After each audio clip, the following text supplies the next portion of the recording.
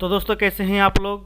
आज मैं आप सभी को ईसवी और ईसा पूर्व, ईसवी क्या होती है और ईसा पूर्व क्या होती है, इसके बारे में मैं आज आपको बताने जा रहा हूँ। और बताने के साथ साथ मैं आपको यह भी बताऊंगा कि ईसवी और ईसा पूर्व में क्या अंतर होता है। ठीक है, इसके साथ मैं आज आप सभी को शताब्दी और सदी का भी डिस्कस करूंगा कि आखिर शताब्दी क्या होती है और सदी क्या होती है। तो दोस्तों चलिए वीडियो शुरू करते हैं। और वीडियो शुरू करने से पहले आप हमारे वीडियो को अवश्य लाइक करें एवं हमारे चैनल को भी सब्सक्राइब करें। तो दोस्तों आपको पता होगा कि ईसाई धर्म के संस्थापक कौन थे। तो ईसाई धर्म के संस्थापक थे ईसा मसीह। ठीक है, तो जब ईसा मसीह का जन्म नहीं हुआ था तो जन्म से पहले जो भी घटना घटता था, जैसे मान के चलिए कि राजा है, राजा ने युद्ध किया, तो युद्ध किस डेट में हुआ तो डेट के बारे में किसी को पता नहीं था, यानी समय का कोई ज्ञात नहीं था। कोई भी घटना किस समय में हुआ तो समय का हम लोगों के पास कोई ज्ञान नहीं था। लेकिन जब ईसा मसीह का जन्म हुआ और ईसा मसीह के जन्म के बाद डेट यानी समय का खोज किया गया, तो सबसे बड़ी पॉइंट है जो समय का खोज किया गया उसका आधार क्या रहा। तो उसका आधार रहा कि ईसा मसीह का जन्म को आधार मानकर, ठीक है, यानी कि जब ईसा मसीह का जन्म हुआ तो इसी के जन्म को आधार मानकर हम लोग क्या किए तो डेट को निर्धारित किए।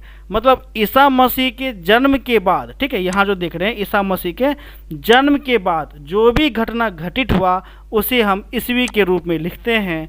एवं ईसा मसीह के जन्म के पहले, ठीक है, यानी कि जब ईसा मसीह का जन्म नहीं हुआ तो उसके पहले जो भी घटना घटित हुआ उसे हम ईसा पूर्व में लिखते हैं। जैसे मान के चलिए आपका जन्म कब हुआ तो आपका जन्म में भी 2005 ईस्वी में हुआ होगा। ठीक है, 2005। तो आप लोग क्या लिखते हैं 2005 ईस्वी। मतलब क्या हुआ कि ईसा मसीह के जन्म के बाद कितना बाद 2005 वर्ष बाद आपका जन्म हुआ, इसलिए क्या लग गया लास्ट में ईस्वी लग गया। यदि मान के चलिए ईसा मसीह के जन्म के पहले कितना पहले तो 200 वर्ष, कितना तो 200 वर्ष पहले आपका जन्म हुआ, तब वो क्या कहलाएगा तो आपको कहलाएगा 200 ईसा पूर्व। ठीक है, अब प्यारे बच्चों आपको यहाँ सबसे ज़्यादा ध्यान देना है। मान लीजिए आपका जन्म ईसा मसीह के जन्म के कितना वर्ष बाद हुआ तो 10 वर्ष बाद आपका जन्म हुआ। तो 10 वर्ष बाद आप किस वर्ष के होंगे तो 0 वर्ष के। मान लीजिए आप जो है 25 वर्ष के हुए, कितना वर्ष के हुए 25 वर्ष के।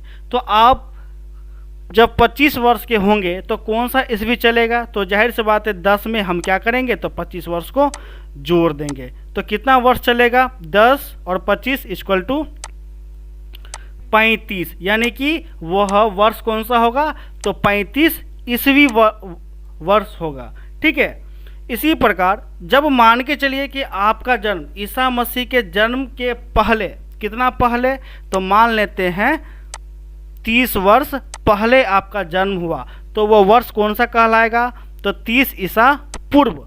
तो इस 30 ईसा पूर्व में आप कितने वर्ष के होंगे तो 0 वर्ष के। मान लीजिए आप 25 वर्ष के हुए, कितना तो 25 वर्ष के। तो आपको यहाँ पर ध्यान देना है, यह जो 30 ईसा पूर्व है यह बढ़ेगा, किसके ओर बढ़ेगा तो ईसा मसीह के जन्म की ओर बढ़ेगा।